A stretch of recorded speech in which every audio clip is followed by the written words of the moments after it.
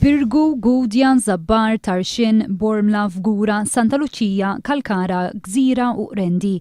Dawn huma uħud mill-lokalitajiet li spiċċaw mingħajr il-provvista tal-elettriku.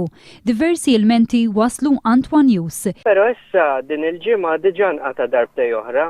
Dana wieħed irid iġib frasu li kull darba li jinqatalek id-dawl tittoqgħod tmur titfil appliances biex meta id-dawl jiġi lura ma jkun hemm xi serġu jaħraqhomlok. Għandek l-ikel illi jista' jmurlek u ħsarat oħra.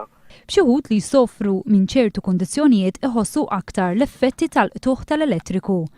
Għandi mara ta' 77 sena fuq wiċċed paralizzata. Ma nistax nixalla fan. Kellim għall-Korporazzjoni Enemalta qal il-qtuħ fl-elettriku seħ minħabba ħsarat fil-cables u jagħtu minn Delimara għal ħal Tarxin.